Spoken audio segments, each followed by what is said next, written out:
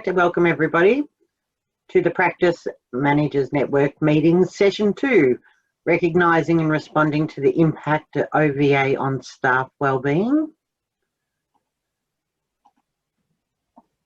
Firstly, I'll do the acknowledgement of country. I wish to acknowledge and pay my respects to the traditional custodians of this land.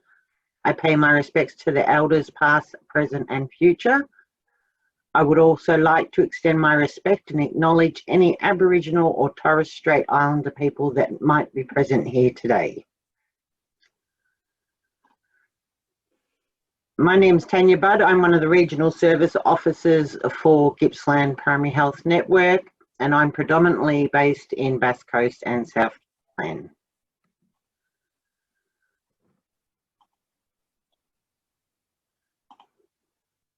Housekeeping. If we can ask our questions via the chat function of Zoom, try and ensure that there's no duplication of questions. The session is being recorded and a link will be sent after the event. An evaluation survey link will be emailed post-event, and please complete this to receive your statement of attendance. Session 1, if anyone missed this session, they can contact events@gphn.org.au for a copy of the presentation. Session 1 covered occupational violence and aggression. It's not just physical, outlining the 7 OVA severity levels and the offender, continuum. I wasn't going to get that right either way. Understanding the internal and external factors that contribute to OVA. Developing an OVA prevention, management and follow-up, a template for 6th session. Today we're covering in our session watching, waiting and de-escalation strategies, a team response, managing extreme aggression, workplace wellbeing, trauma, viscerous trauma and how to build a mentally healthy workplace, key resources for practices, website links, training materials, and we'll have a question and answer session. So we'd like to welcome again Tanya Healy-Root. Tanya has an extensive background in the health sector prior to establishing her consulting practice. She has seen firsthand the impact of minor to extreme OVA events during this time, and for the past 4 years has been supporting public health services to develop robust OVA prevention and management programs, as well as promoting a focus on workplace wellbeing to mitigate the realities of a modern day healthcare. Alex is also joining us today, so I'd just like to say thank you and I will pass it over to Tanya. Thank you. Tanya with an I. Can you just stop your screen share and I'll load mine up. Thank you. Oh, there's a few more people there now. Okie doke.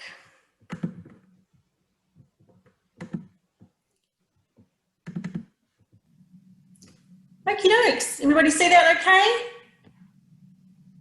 Cool. Thank you for having me back and welcome anew to those that couldn't make it to our first session. You may have had an opportunity to look at the slides and all the recording. I am going to do a little, just a very quick recap just to get everybody to set the scene. But before we start, again, I just want everybody to take a deep breath and just really be present. I do a lot in leadership wellbeing as well, and we talk about this issue of mental fatigue or cognitive loading, which pretty much looks like that. So I want you all to avoid that, and that's just by being, present in the one thing. Apparently, we can't multitask, and I'm still fighting these researchers on that. And we also love you to interact, okay? So please feel free to put your cameras on and, put the thumbs up, or if you don't want to put your camera on, just use the little thumb up function in Zoom. Just let us know you're there and, interacting. It makes the session a bit more fun for us as well. And we love to see all your smiling faces. Okay, so I'm just going to do a very quick recap, as I said. Then we're going to hear from Alex, and I'll introduce Alex and her background in a moment. And then there's going to be that focus on post-incident response and workplace wellbeing, and heaps of resources to get you all going. Now, those that joined us on the first session will remember our little roadmap here. So this was our visual, our roadmap to the systems and people and all of the different factors playing out for us when we think about an OBA system. And in particular, we looked at this colour coding, being things that we can control, full control or influence over something is blue, we'll be able to influence is green, and red is we have no control or influence. So the idea being that, you know, we focus our energies on the things that we really can control and fully influence when we're looking at our systems. Again, you know, we've covered that in last session, so have a little listen if you haven't. We also looked at why OBA is so complex, and we spoke about people being the main factor of that, and all of our differences and baggage and fears and history and competing values and belief systems that we see playing out. And there's lots of this happening in our society at the moment and globally. You see just people's different belief systems. And so this is why it's so complex. Sometimes we're trying to rationalise other people's behaviour, but there's so much difference to them. We looked at the OBA severity spectrum, so these 7 categories of OBA, from what they're calling sort of minor aggression right up to extreme aggression, and determined that the majority of what happens for you in general practice is sort of sitting in these lower 3. And the risk being that not only we can risk trivialising it, but others can also risk trivialising it because there's still a major impact. So hence OBA, it's not just physical. Verbal aggression also has a significant impact on our staff's wellbeing. And we looked at the offender continuum, so research coming out of WorkSafe showing, I guess, 5 different types of offenders predominantly, and how our tolerance level varies depending on our perception of their level of control over their behaviour. And we spoke about the research showing that the person under stress is the area that we can do the most about, what we can influence the most. So again, directing our energies to what we can influence or control, we're sort of focusing our activities in that space. And we looked at this little colourful image, again, our systems and people, so a combination of systems and people, looking at this sort of holistically. And last session, we delved into prevention. We looked at systems for recording alerts or warnings about a known OBA offender or someone who had potential, whose behaviour had potential to escalate through mental health issues or cognitive issues, sensory function. We sort of spoke about the safety screens or the sneeze screens, and many of you enlightened me that rather than them being a safety screen up now, it's more a sneeze screen. Probably wouldn't stand a physical pounding, but it is actually still giving staff that feeling or that perception of feeling a bit safer, which is great. And I also highlighted the fact you can refuse care. So, and I pointed you to the 5th edition standard clauses in another document from the RACGP that really goes into that a little bit more. So this is the promised template. So last week I spoke about a template that would be coming up. You'll notice the 4 categories. So think about this as 4 pillars. You're going to get this with the slides, okay? It's a 1-page A3 document. Your 4 pillars being prevention, early intervention and de-escalation, management, so an acute event, I guess, and support. Colour-coded with people and systems. Anything people-related is green, purple is systems. You can do a little self-assessment, tick in here, write notes, heaps of hyperlinks in there to guide you to supplementary information.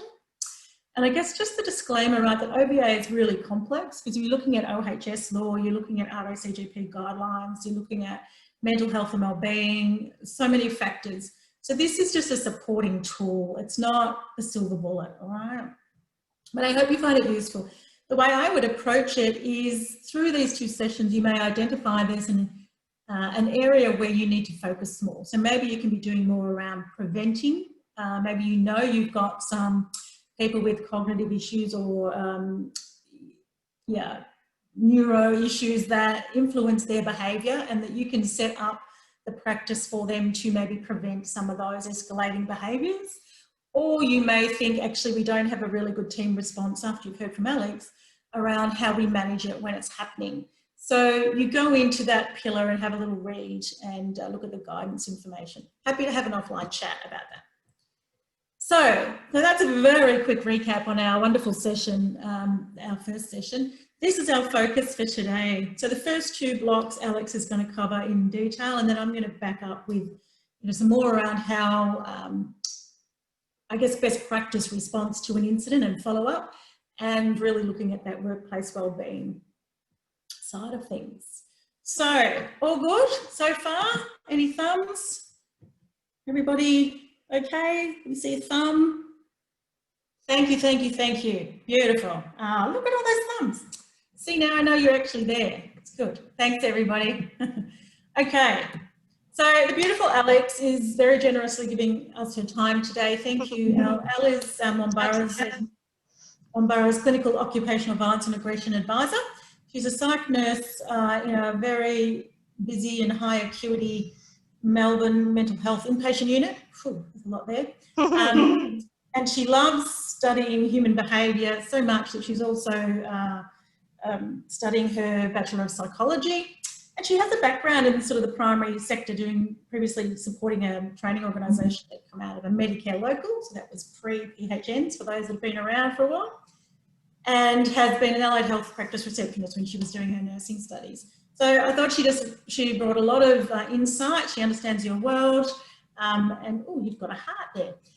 She understands your world, and she's going to bring a lot of practical information around how we can hopefully de-escalate, but keep you safe in the meantime. So I will hand over to Elle to take us through. Wonderful, thank you. All right, I'll just get my screen share up for everyone.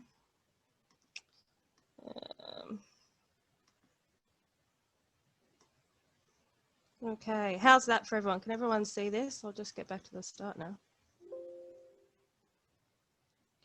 Okay, so hi everyone. Thank you for having me today. Like Tanya said, I am a psychiatric nurse. I currently work in a public inpatient psychiatric facility in Melbourne.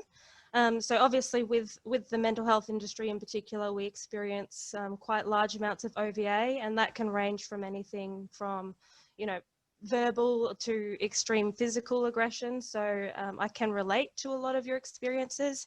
And so today I'm going to specifically be talking about watchful waiting, de-escalation, and how to have a team response to OVA as well. So like Tanya just showed us before, this little part is sort of where my presentation is going to be sitting. So we'll talk about de-escalation and management of these events as well, just so you know where this presentation lies. The first thing we'll talk about is watchful waiting. So what is watchful waiting? So the official definition is an approach to a medical problem in which time is allowed to pass before medical intervention or therapy is used. So when we think about this in terms of OVA specifically, someone's come into the practice, they're frustrated, maybe, your appointment time's gone over, that kind of thing. And maybe they've yelled at you or they've said something not very nice, but then they go and sit down and they appear to be, self-soothing. Watchful waiting is kind of when we're just keeping an eye on them. We're just making sure, okay, they're not really giving me any signs that it's going to escalate. They're not giving me any signs that things are going to get worse. So I can be comfortable now, I'm safe, and everything's, going well. But sometimes they can give us little signs. So specifically verbal and non-verbal signs that we're going to be looking for to see whether that person might still be escalating and maybe we need to do a little bit more. So some verbal signs of aggression include swearing, raising their voice, threats of violence, personal or derogatory insults. And then some non-verbal signs of aggression include pacing, clenching fists, staring, facial expressions like eye rolling, and gestures. Maybe they've given you the middle finger or something. And I wanted to note just briefly that one of the red flags, I think, to look out for is clenching fists. I mean, when you think of a time, maybe you've been so angry and maybe you've just wanted to punch a pillow or yell or something, that kind of anger that you feel, you can get an idea that that's the kind of level of anger that they're feeling. So, when they're clenching their fists, and maybe if it's prolonged, then it's kind of an indicator, okay, this person's really angry. We probably need to be doing something else. And they might, you know, when they initially go away from the desk or wherever they are, they might initially display some of these signs.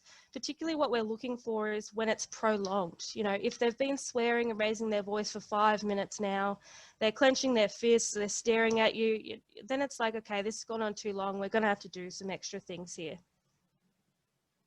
So what should you do during watchful waiting? Notify your manager. That can be helpful, especially for junior staff. At least having manager input can make them feel a little bit more safe. Notify your colleagues near you. It's good to have everyone involved, and if one person is trying to de-escalate or doing the watchful waiting, it means that they feel like they're not just alone. They're a little bit more safe when their colleagues are aware and might be able to help them. And then do what you can to organise what they need. So, you know, if they're upset about an appointment time, or, you know, they've been waiting for 30 minutes and they're still not in, that kind of thing, you know, what can you do to try and make them feel like, okay, I'm hearing you, this is our plan. You know, you might not be able to give them exactly what they want, but giving them an option can be really helpful. So, you know, I'll call the doctor again for you, or I'm happy to give you another appointment later. Things like that, that you can try and allow that person to feel like you've heard them, you've given them an option, and then everything can settle down after that. If after you've done those things, they're still quite angry, they're still showing you some of those, you know, verbal and non-verbal cues, think about what you can do before you start de-escalation. Like, what are some last minute things you need to do before you start de-escalating? So would the manager talking to them help them feel heard? You know, maybe you guys do that, maybe you don't, but sometimes that can help. If a person's frustrated and really angry, talking to someone higher up can be helpful. It means that, okay, I've done everything I can now, you know, it's not going to change, I can settle. Or are there lots of people around? You know, if you've got someone in the waiting room that's particularly angry, it looks like, you know, they're clenching their fists. Are they going to start punching things? Are they going to start throwing things? If you've got other patients around, you might want to consider moving them away from the area, because you kind of want to make sure that they're safe too. You know, if you've got like a separate room, or, you know, a room that's available, you can move them in there just while you're trying to de-escalate the situation. And then before you start de-escalating, you want to prepare yourself emotionally. You know, our natural response when someone's aggressive or rude towards us isn't to be like, you know, what can I do for you? How can I help? Our natural response is, you know, don't talk to me like that. And you get a bit annoyed and you get a bit frustrated that, you know, people are treating you like that. So you want to prepare yourself emotionally and be in the right headspace first. And we'll go through that in a couple of slides as well. And I just have a note here too that patient warning notifications can be useful. So I know last week some of you said you have them, some of you didn't. But if you get a notification up that says, you know, this patient's been aggressive before, that kind of thing, watchful waiting is something that you can utilize as soon as they come in the door, or as soon as you book that appointment. You know, what are the things that they're normally angry about? What are the things that, you know, make them frustrated or the most aggressive when they come in? And then think about, how can we avoid that even happening to begin with? What can we set up for them to avoid that happening? You know, can the manager speak to them as soon as they come in, or can we make sure that maybe appointment time's a bit more accurate? You know, some things you might be able to do, some things you might not, but just having a bit of an idea of what you can do to make sure that they don't escalate again. So then we'll get onto de-escalation strategies. So sometimes when people come in, they might straight away need de-escalating, and then other times they might be frustrated and they might go sit down, and you'll utilize the watchful waiting. So it doesn't necessarily have to be in these steps. You know, it depends on the situation, but watchful waiting can be really useful for someone who's gone away but may still be quite frustrated. De-escalation specifically is for people who are quite in your face already. You know, they're raising their voice, they're swearing, they don't seem to be settling, or they haven't walked away yet. And so when I talked about preparing yourself, I think something that a lot of us feel who experience OVA, I mean, it can just be so frustrating when someone you know, is threatening you or insulting you when you're trying to help them and they're still really rude. So the way I like to prepare myself is thinking about, how can I make it safer for me? You know, I'm not going out of my way to, you know, make them happy or to do all this for them. I'm making it better for me. I'm doing all of these things to avoid it getting worse for me, and to make the situation safer for me as well. So when you think about it in the context of, how can I do this to make it as safe as possible for me, you might be more willing to do some things rather than just thinking, oh, why would I do that for them? And I've also got a note here, just remember, like, the things that I talk about too aren't necessarily like a step-by-step guide or a dot point guide. Tanya mentioned last week and again just before that people are complex, and so, you know, each situation is going to be different. Each person's going to have different frustrations or different worries, different issues. And so the things that I, you know, teach you guys today, I think just in the back of your mind, keeping them in and maybe utilizing some every now and then, or a couple in each situation, will have a really big impact on how easy it is to de-escalate someone and how quickly you can de-escalate someone too. And so last week, if you remember doing these, for those of you who were here last week, Tanya asked you to think of a time where you felt frustrated while seeking healthcare for yourself or a loved one. So what was driving your feelings? And it was pretty even across the board, but things like waiting times, frustration, pain or worry, lack of empathy and communication from staff. And like, these are, you know, you guys said last week, obviously these are really relatable for you. You've experienced all of these things. You've experienced frustration from all of these things. So you can probably relate to a lot of the people that come in that are frustrated about the same things as well.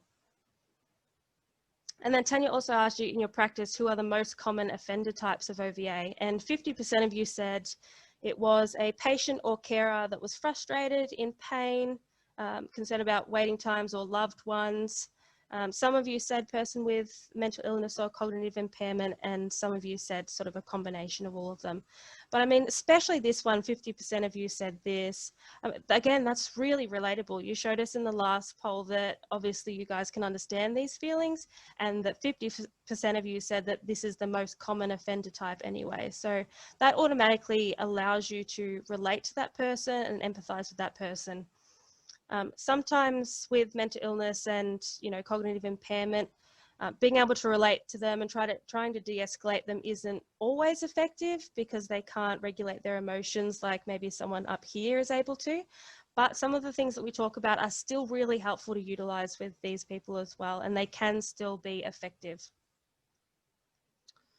And so this brings me on to the most important responses. This probably the most important slide out of everything that I say today is that the key responses in de-escalation are respect, empathy, and validation. And again, I put this down here because I just want you to remember you're doing this for your own safety, because sometimes these can be really hard to do for someone that's just called you a name or, you know, just insulted you, maybe a, you know, derogatory slur or whatever it is. You don't really want to give them, you know, respect, empathy, and validation. So remembering that you're doing it for your own safety can then help you, you know, do these as much as you can.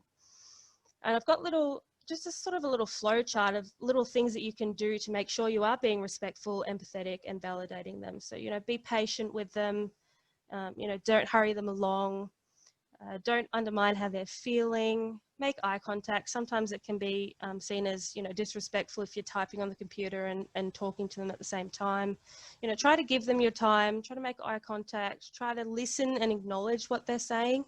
If you can give someone respect, empathy, and validation, when they're frustrated, it really leaves nowhere for them to go. You know, if you then put yourself back in the situations before where you said you've been frustrated from, you know, certain situations in healthcare, if that person you're talking to or the staff gave you respect, empathy, and validation, you know, it leaves you nowhere to go. You go, all right, they've respected me, they've heard me, and they understand what I'm saying. I don't need to be angry or I don't need to be frustrated anymore because they know what I'm saying and they're going to help me. This one's just about positioning yourself safely. It might be relevant, it might not, but I wanted to put it in there anyway, just in case you ever get into one of these situations. But most of you will probably have a desk in front of you when you're trying to de-escalate, but if not, and you're standing up and you don't have anything in front of you, being closer to the exit is really important to think about.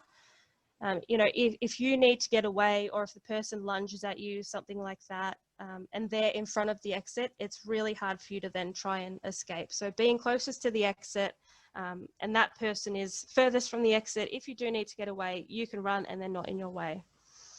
Always have a backup. So it's important for, at any time, anybody de-escalating, it's important that they're not alone. So the person doesn't have to be right by their side, but at least somewhere nearby, they're aware of the situation. And then that person talking can feel a lot more confident in their de-escalation because they know if it doesn't work, I've got you know, a staff member or a friend there nearby that's going to help me. And then leading on to the next one, you know, if you are nearby as a staff member, this is something that I found particularly where I work as well that can be really helpful. If you're trying to de-escalate someone and you haven't, it's out of the blue and you haven't quite put together a plan for it yet, and you're sitting at the desk and you're alone, and a staff member comes up and gives you a soft tap on the back to let you know that they're there.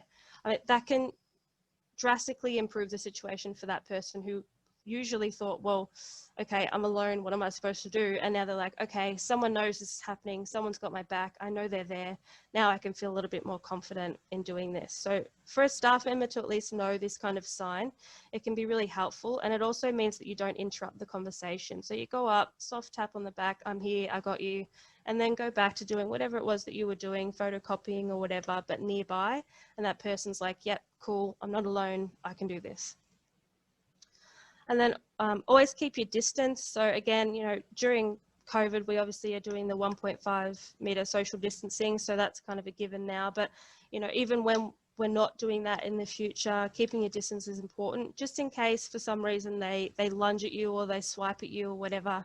The more distance you have between you, the less likely that they are to get you. And then have 1 foot back so it's easier to move if they attempt to close the distance. So this is, again, if you don't have a desk between you, you're standing up, you know, this person's quite angry, quite frustrated. It's important to have 1 foot back so that if they do push you or they try to close the distance, you're not going to fall over because you've got that strong stance, and it's easier to get away. It's easier to turn on that back foot and run away. So keeping the stance like that is really important, especially if you're standing up and talking to someone that's escalating. And then how to control yourself during OVA incidents. So this is kind of similar to preparing yourself, but it's more about during the incident and how to act. So, you know, act calmly and confidently, don't show any fear. That one's a really important one, I think. The person that is frustrated with you or escalating, it's important to be calm and confident when talking with them. Some people quite like it when the person they're yelling at is showing fear or you know, feeling a little bit timid, and that can increase their, you know, their behavior as well, depending on the person. So just making sure that you're calm, you're confident, you're not showing any fear, you're being respectful, and then it's likely that person's going to go, okay, they know what they're talking about, they're not going to let me get away with this, all right, I'll step back. You know, make sure you've got a sort of uncrossed and opened arms. That means that, okay, I'm willing to listen to you, you know, closing your arms off and crossing your arms like this, you know, that person's going to go, okay, well, they're frustrated, I'm frustrated too, and they're probably going to then increase their behavior. Show no reaction to verbal abuse or insults to you. And this is particularly probably one thing that I struggled with for a long time, and I think it takes practice trying to get used to this. But when someone does insult you and maybe it triggers something in you, maybe it's something you're insecure about, whatever it is, it's important to show no reaction, because as soon as you start to react to that, you're starting to get into more of a confrontational back and forth rather than de-escalating somebody. So if someone insults you, ignore it, push it aside, and then get back to the actual issue at hand and try to be a little bit more productive. And again, that's something that I think takes a lot of practice to do, but once you've mastered it, it can really be helpful in situations. And it means you're not biting back, you know, you're not biting those little insults that they're trying to give you to hurt you or to annoy you. You're just ignoring them and you're getting back to the task at hand that you need to do. And then I've just got one last one here, to prepare responses in advance to typical insults or situations. This could be helpful, especially if you have OVA based on, you know, similar subjects every time, whether that's waiting times or whatever it is. Sometimes it can be helpful for all staff to have, you know, a prepared response to these situations that utilizes the respect, empathy, and validation in it. Just a response that everyone learns, everyone knows, and then you don't have to think on your feet then. You don't have to go, what should I say? What am I meant to be saying?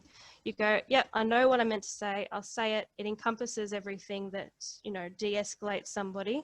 And hopefully then that gives you, you know, more success in de-escalating your situations when all of your staff members across the board are saying the same thing. The next one is physical safety. I know last week when Tanya asked you the most common severity types of OVA you experience, 100% of you said verbal forms of aggression. So this one's just quick. I didn't put a whole heap in terms of physical aggression just because you guys said you didn't really experience it that much. But I wanted to include it because I think when you know how to handle yourself from physical aggression, it makes you a little bit more confident in terms of handling verbal aggression. So it's just quick dot points I'll quickly go through, and we can talk about this later on if you have questions and that kind of thing. But an important thing to remember that if you're grabbed by anyone, the weakest point is where their thumb is, so where it's open. So the best thing for you to do is to pull against that weak point. Usually if you pull hard enough, you'll get out and you'll be able to run away. If someone charges at you, cover your face, turn around and run to a safe area. If someone grabs your hair as well, hold onto the hair and twist out of the person's grip. So these are all little things that you can remember to do, that if for any reason, and hopefully it doesn't, but if it does escalate to that person, you go, all right, I remember this trick, I'll do it, I'll get away, and then we can, you know, regroup and figure out what we're going to do. And if you do experience lots of physical aggression, I know you guys said you didn't, but if for some reason it increases or you start to, things to maybe be aware of is loose clothing is easier for people to grab. So maybe try and not wear as much loose clothing if your physical aggression is increasing, and wearing comfortable closed-toe shoes as well. So especially if you're needing to, you know, distance yourself or run away from someone, or, you know, your balance as well. All those things to take account of. It's going to be easier wearing, you know, comfortable, closed, flat shoes. And the last thing we'll talk about is how to have a team approach to OVA. So what does a team approach look like? So we spoke a little bit before about a touch on the back. Again, where I work is probably one of the most effective things. It doesn't interrupt the conversation. So if you've got someone at the desk who's trying to de-escalate someone, you don't want to go up and go, hey, I'm here, I know what's going on, because that kind of interrupts the back and forth that they've already got. So just a hand on the back, again, it can just be a sign of, hey, I'm here, I got you, I'm nearby. And that can really help staff members with their confidence, especially when they're trying to de-escalate someone. And preparing a team for difficult patients.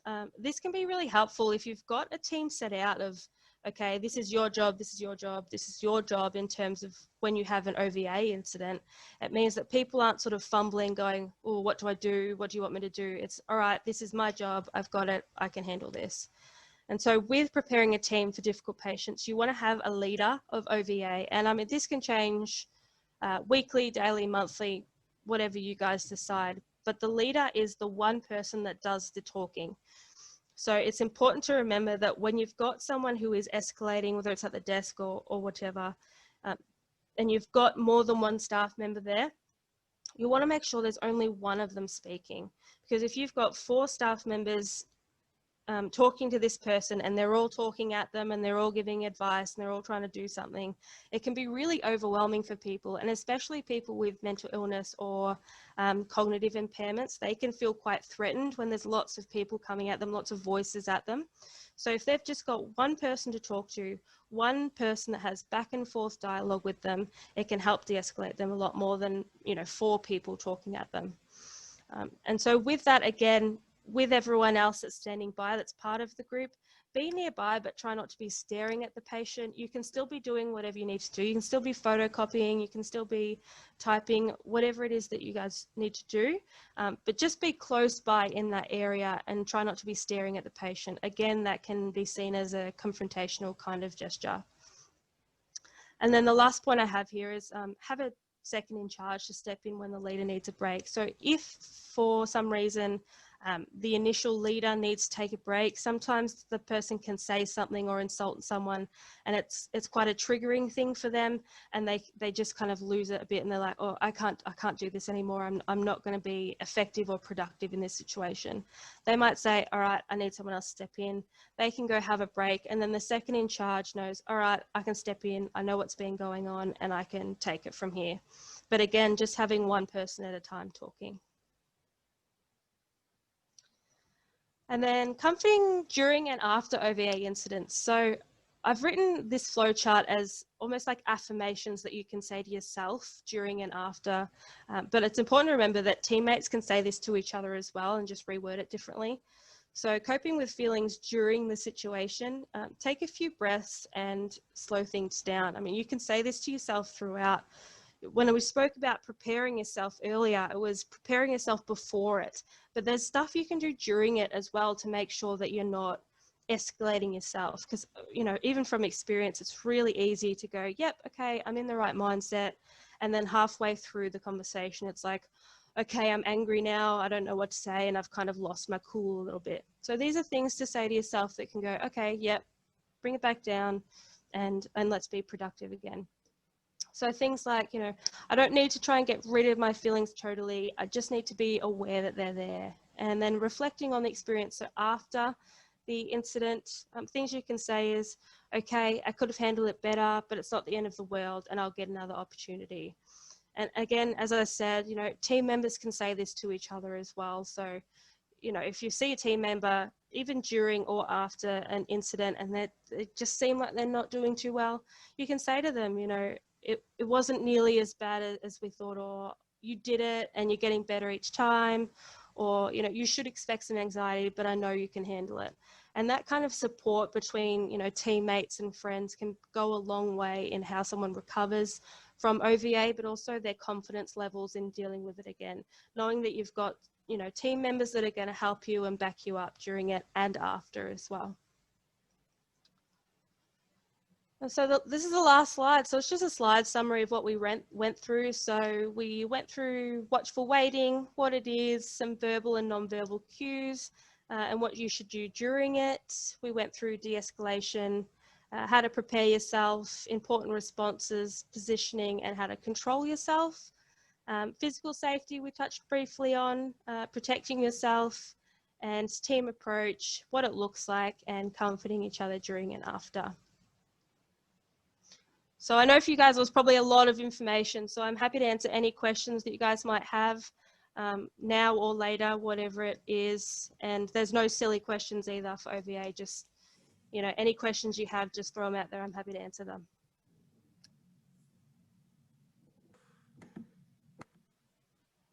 So feel free to ask those now, folks. If you've got any burning questions, you can certainly hang on till the end, but if you've got anything top of mind right now, go for it while we swap over slides too.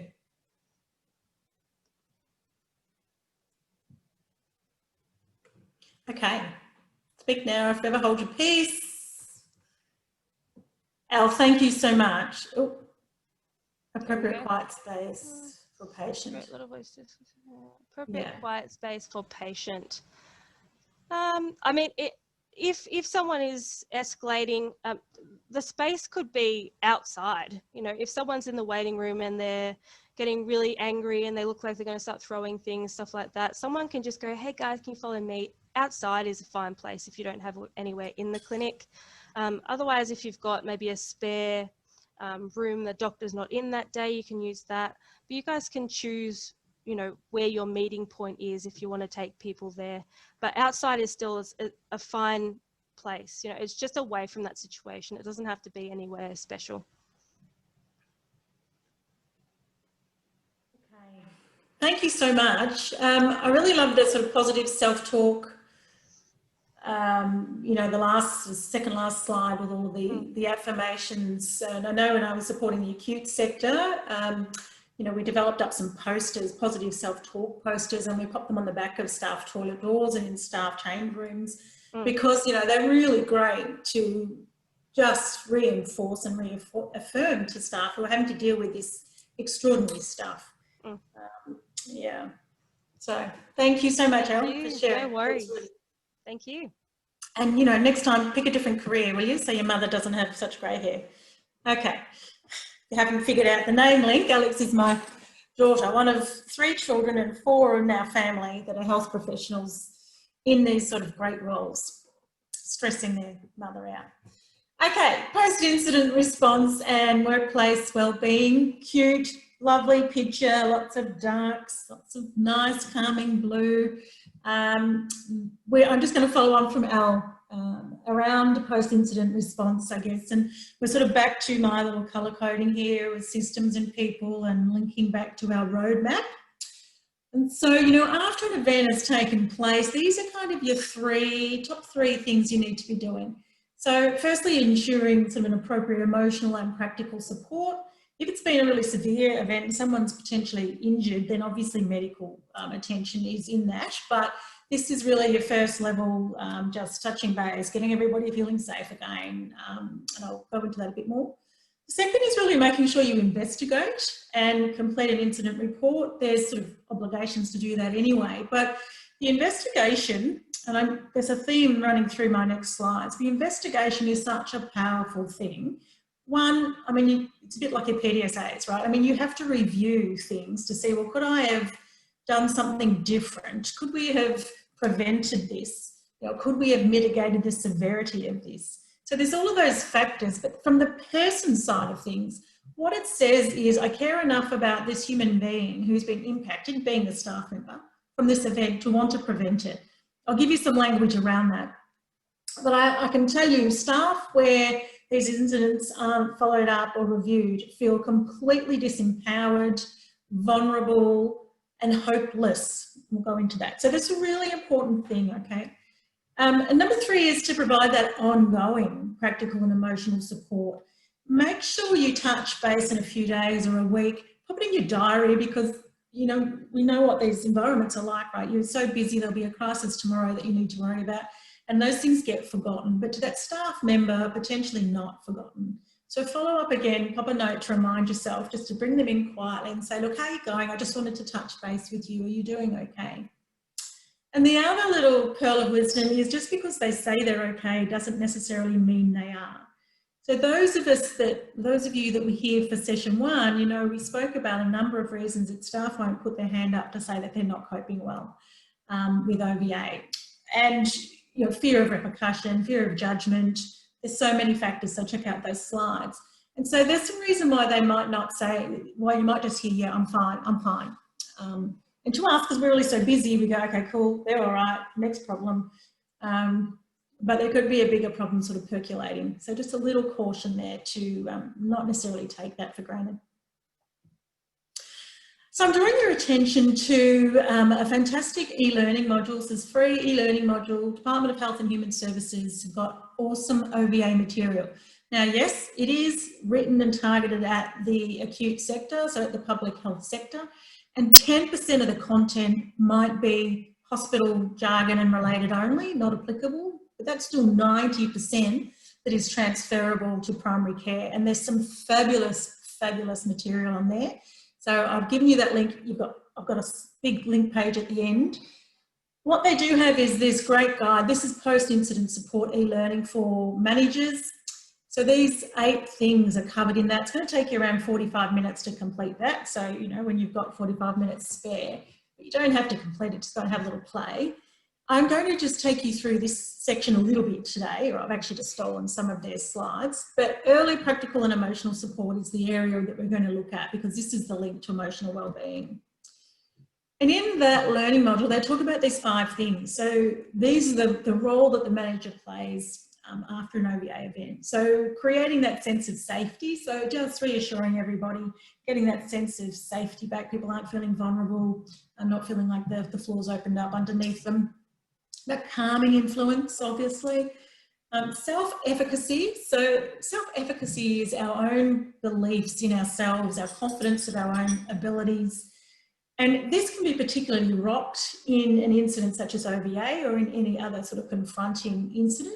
We can start to doubt ourselves, we feel very vulnerable, we question ourselves. So the manager sometimes has to sort of draw people back from that. And I'll show you how we do that in a moment. Connectedness is a little self-explanatory and I'll talk about that. And hope, again, here's our link to doing the post-incident investigation and follow-up. It's to give people hope that the system will work for them next time, or they'll be safer next time, or their well-being and their safety does matter.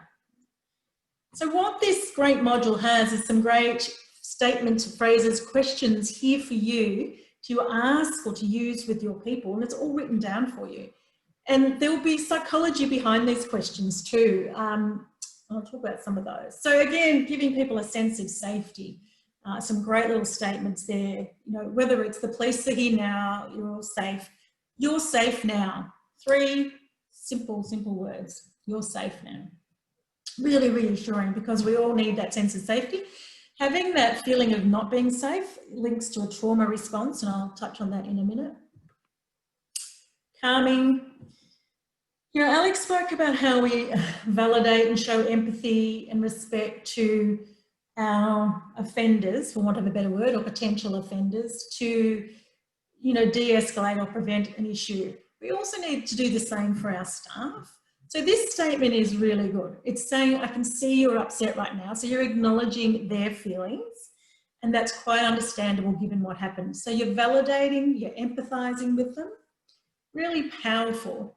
You might not necessarily think they should be reacting the way they are, given the event and given your experiences, but this is their experiences and their emotions.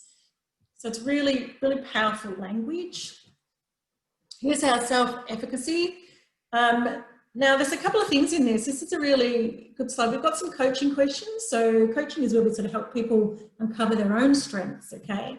So these questions you might use to somebody who's, you know, probably a more experienced individual who's, you know, a little bit rattled, but not completely derailed by events that have taken place. So you can say, look, you know, I understand that you're feeling a bit overwhelmed.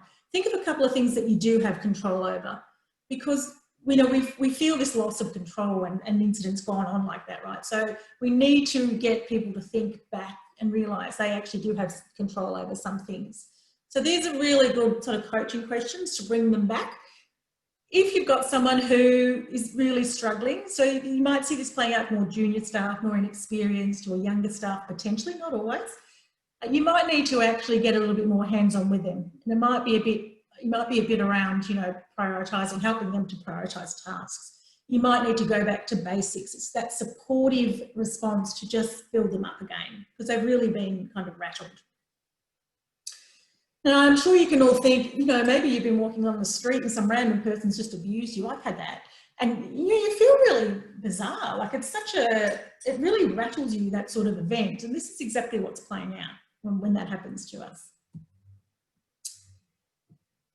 And I've put all my faces over my screen and now I can't see what's here. Connectedness. So obviously, you know, we've all seen the value of connectedness, particularly over the last 8 months. And we know the social and emotional and health benefits that come from that. In an OVA context, in general practice, you know, I'd say your role in keeping people connected after an event is around your team response. It's around recognising that the impact and the emotional response to an event is subjective and will be individual depending on all that person's baggage, history, values, beliefs. And so your role is just ensuring that team supports each other with no judgment, just with compassion and support. Obviously here, you know, if it's been a more serious event or the person is not coping after a long period of time, then not even a long period of time, then there's an opportunity to connect them in with some professional support services as well. Here's our hope. So what you do here, like I said, has so much impact on the well-being of your people and on their willingness to come to work, on their feelings of being supported in the organisation and the care factor for them in their role. Because what you do here says, yes, I'm valued. Yes, I am a valued staff member and they want to keep me safe. So this phrase alone, hugely powerful. Oopsie. But not just the phrase, make sure you do it. Make sure you actually investigate. And, you know, no judgment, not in a punitive way, just having an open conversation. You know, should we have had a flag on that patient's record? Has this happened before? You know, were there an opportunity to de-escalate or prevent this happening? You know, if the person is, you know, someone with cognitive impairment, could we have done something with the lighting, with the noise before their arrival? It's really just with curiosity and openness, looking at what we could have done, maybe to protect that staff. But this, your safety is a priority, really important. Some other great questions in there. Okay, so they're the 5 and they're in that e-learning module. I'm now just going to talk about trauma. because we do see a trauma response in, there is a connection with OVA and a trauma response, obviously. So the definition of trauma is in our blue box there, and it's any event in life that causes a threat to our safety. That threat can be actual or perceived. If you perceive that threat, if you really, truly and honestly believe that your safety was at risk, then that's been a traumatic event for you. And again, this is where things can get tricky, because two people on the same desk seeing the same patient, one can feel it, the other might not. And this is where it's really hard for you guys, right, to try and manage that. And you can get a bit intolerant. So it's not easy. The other reason I wanted to talk about trauma is, obviously, if you think about what's played out for our region over the last, 9 months from December, there's been a lot of trauma-related stuff going on around us. So the people in your workplace who are potentially dealing with OVA are maybe already coming from a more vulnerable position, because, especially our beautiful East Gippsland, bushfires, being exposed to images, news reports, social media posts, even what's playing out in America, all of that can actually impact people, right? So all of these things, I spoke about the intrinsic factors of an individual influencing how they respond and react. This is all playing out. Some of you might have heard of the term vicarious trauma. It doesn't actually, the traumatic event doesn't actually have to have happened to you. So you can actually get trauma symptoms from being exposed to another person's trauma or hearing their stories of traumatic events. And this is where we see some care workers getting impacted. So, sexual assault care workers, family violence care workers exposed to that, those working with asylum seekers and refugees who have come from really traumatic circumstances. All of this can be picked up, and even in our mental health sector, right? So lots of references down the bottom here for you to go and unpack this a little bit more, but I just want you to be mindful for yourself and for those around you. And we're going to play a little video now. It's 2 minutes. This comes from Phoenix, Australia. They're the Institute for Post-Traumatic Mental Health. It's a fabulous little caricature video around trauma, so you'll have a really better understanding of it.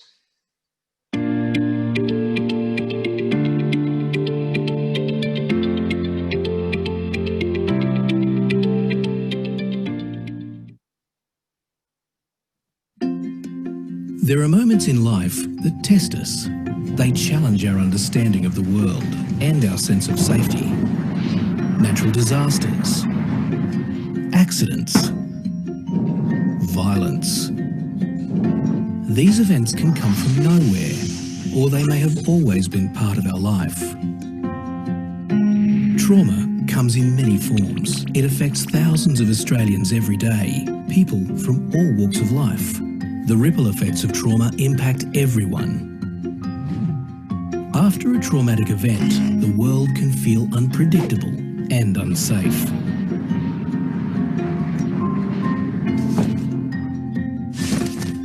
For most people, this feeling passes with time, and with support from loved ones, life goes back to normal. But sometimes it's harder to get back on your feet. Fear, sadness, guilt, and anger are all common reactions, but when they continue for too long, they can leave you feeling helpless and exhausted.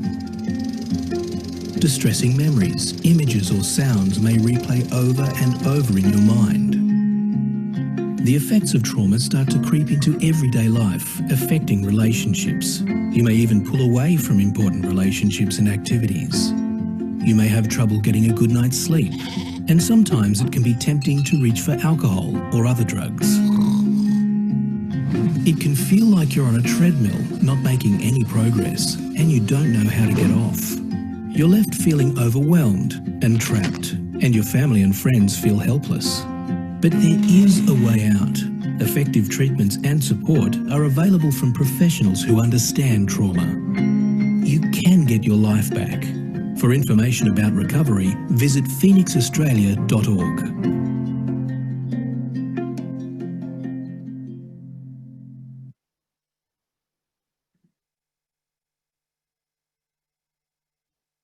Yeah, great. Someone's popped a note in there, and I am going to talk about Are You OK Day.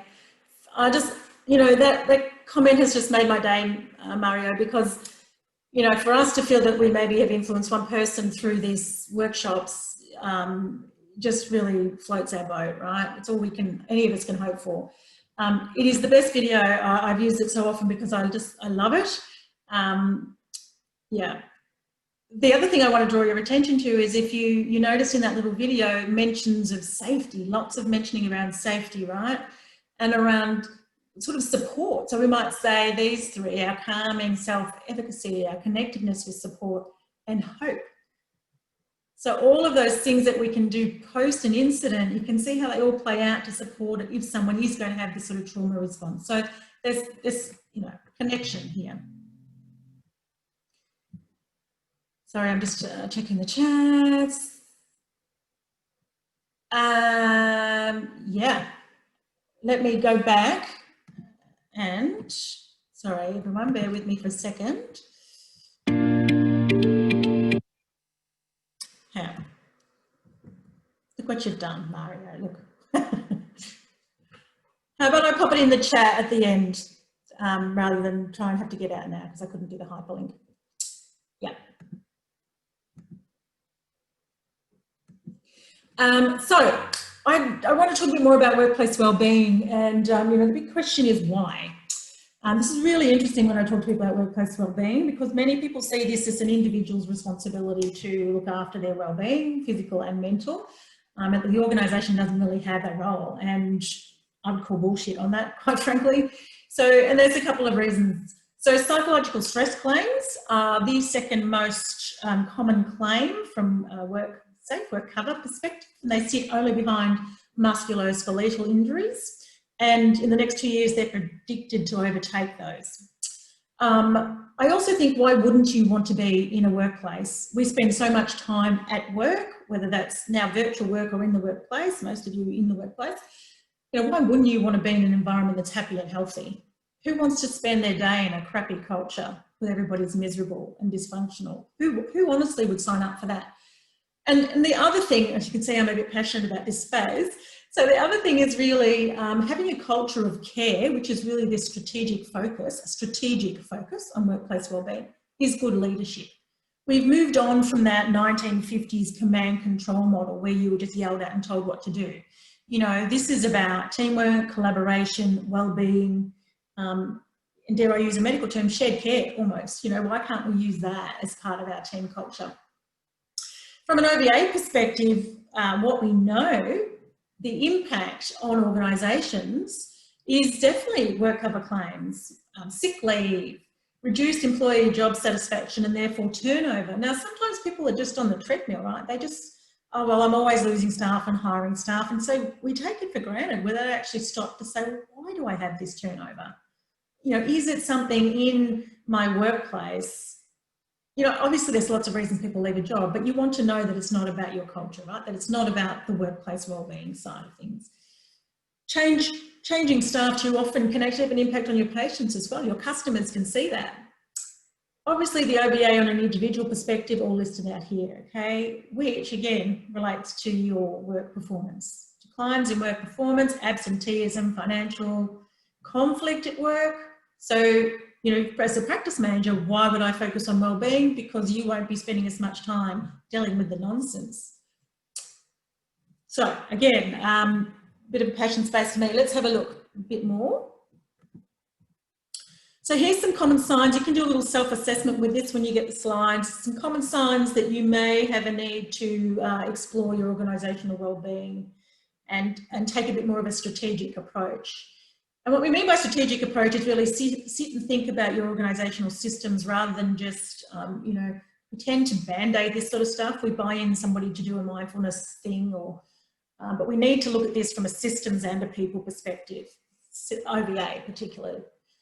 Now, again, most of these things, most organisations will have at the moment because we've got this amazing stuff playing out for us at societal level, right? So have a little look. If you're ticking a couple of those, you might want to just have a deeper think. So I want to get into, what some of the signs might be that some of your staff actually need some support and more potentially more professional support. And beautiful heads up, we do have Are You OK Day on Thursday.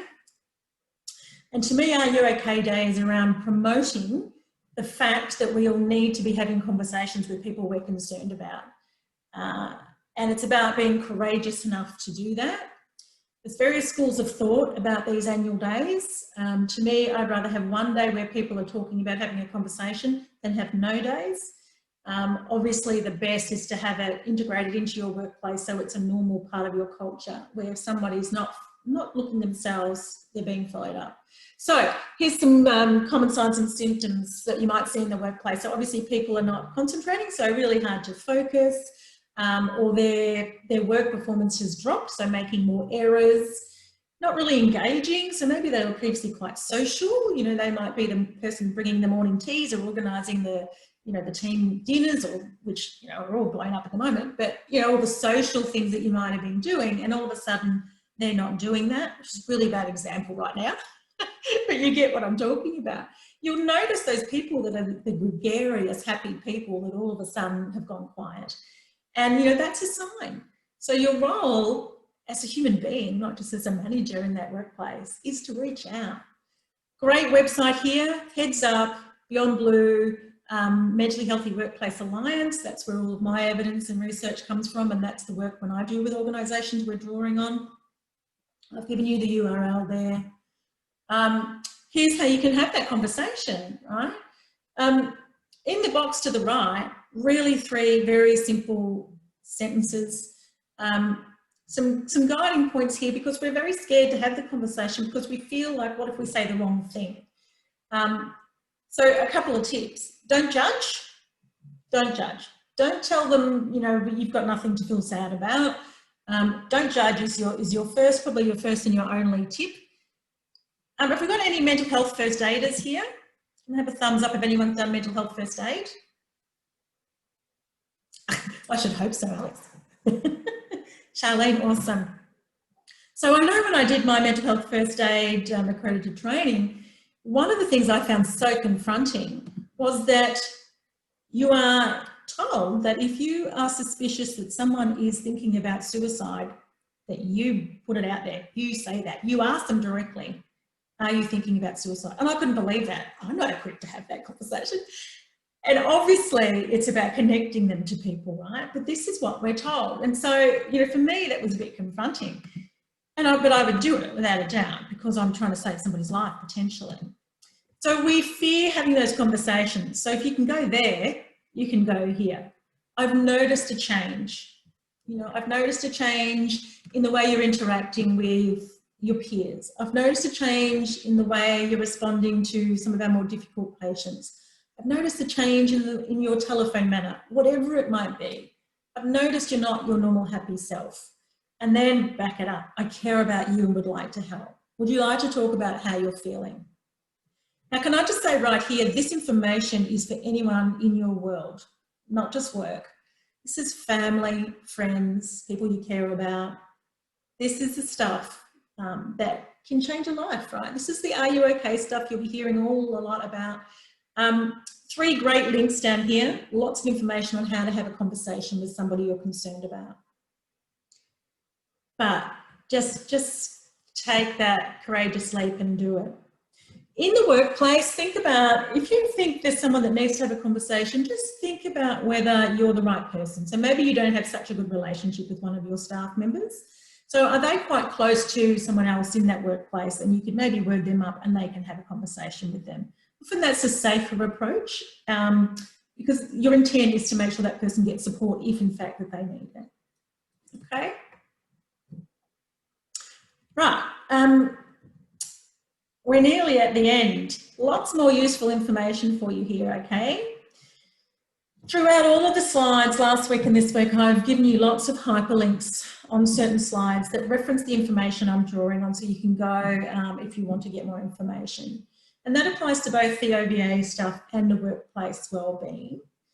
Part of our challenge in a workplace is it's not that we don't know how to find the information, it's that we've got no time to explore and research all that information. So hopefully our workshops have given you a few insights, but you know, a lot of the work we do is for clients exactly because of that. It's not that they don't know or they don't know how, they just haven't got the time for that to be a focus. So whilst I give you all this information, I acknowledge there's a challenge in you getting time to explore it. Stack of information here. There's actually a K10, so a little psychological assessment tool for OBA. So assessing someone who's maybe been the victim's not a very good word, but you know, exposed to an OBA event. There's a little K10 for them, which is really great, right? There's Phoenix Australia's website. Mario, if you want to go there right now, if you get on there and go to about trauma, you'll see a video link pretty quickly. And there's post-incident support guide for managers here. Okay, so you can actually order a booklet. You can order a little hardcover booklet to be sent out. There is a guide for managers and a guide for employees.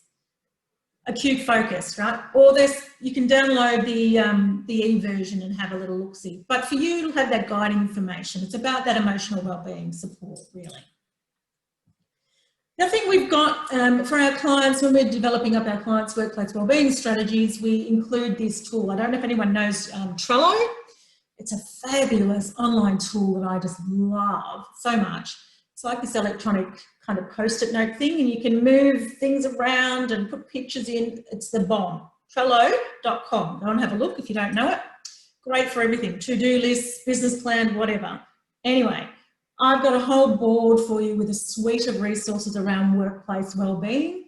Very simple language. What is mental health? If I feel down or anxious. When you go into each of those, lots of links to the relevant sites, images, all sorts of stuff. There's work safe guidance material, work-related stress, what's your role. It's about that long. Can't even see it on the screen. It's about that long. So we do offer that as well. If anyone's interested, you can drop me an email. And here's some other ways that we can help you. So there's our website links to our work around workplace mental health and wellbeing. I work around OBA, change management and leadership coaching. Around 80% of my coaching clients would be healthcare.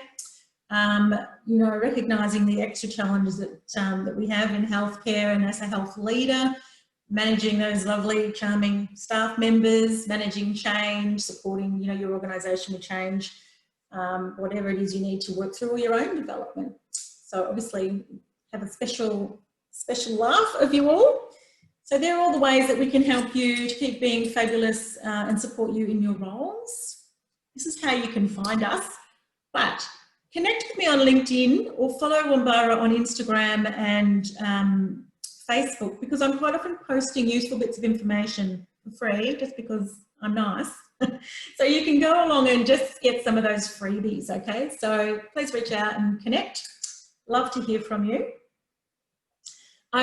We've actually finished with 5 minutes to spare, and I was really worried we wouldn't get it all in. It's been an absolute pleasure sharing our knowledge and our passion with you in the hope that we can somehow lighten your load in your very busy roles and demanding roles. I hope we've added some value for you in the content. I'm done now, so questions. Anybody have questions of Alex or me? Now's the time. Go for it.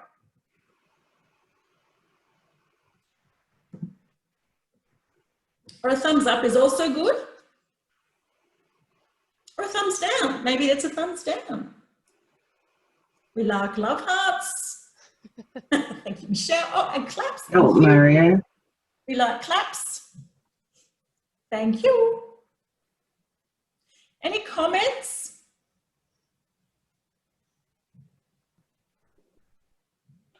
Does anyone have experiences that they want to share with the group?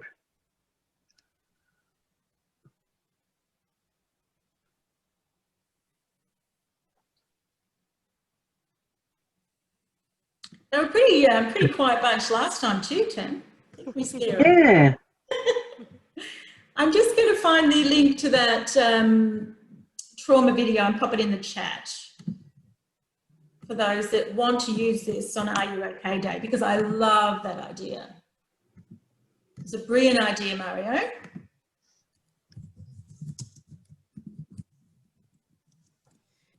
Is anyone doing something on Are You OK Day in the clinic, or doing a sort of lead up Any sort of promotion about how to have a conversation? Just put a thumbs up if you've got something planned for Are You OK Day.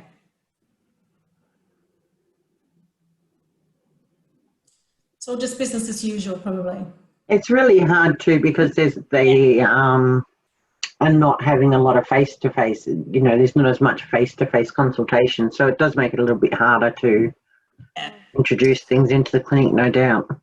And I think there's just so many other things on people's mind at the moment, to be honest. You know, our priorities are really probably survival. Okay, so Ruth, Mark, they're all wearing T-shirts. Yeah, We're having a bake-off. love it. Love the bake-off, let's go. I think we should be judges. Well, I think we should be judges. Yeah, we could have some of that. I love that though. It's really good to have things that keep staff, you know, happy and upbeat and focus on things other than, you know, maybe the incidents or whatever that they've experienced recently. So Yeah, that's a bit really of levity, good. right? Yeah. Well, I mean, we're kind of done, so you can use 18 minutes to ask anything about any of our services or anything that we can help you with for free. So there's 18 minutes of free consulting. And I'm happy to answer any questions too. If anyone wants to know a little bit more about how to de-escalate, or if you've got specific situations you want to discuss or whatever, I'm happy to answer those as well. I have a question for you, Alex. Yeah. When are you going to go and do a role that doesn't stress your mother out so much? Probably never.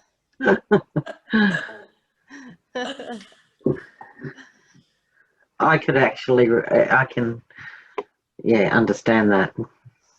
That would be a stressful thing to have, Tan. Well, we're very close, and she likes to ring and debrief to me, which is great, except I'm not clinical, and I make her feel better, and I get off the phone, oh my gosh, who are these people she's dealing with?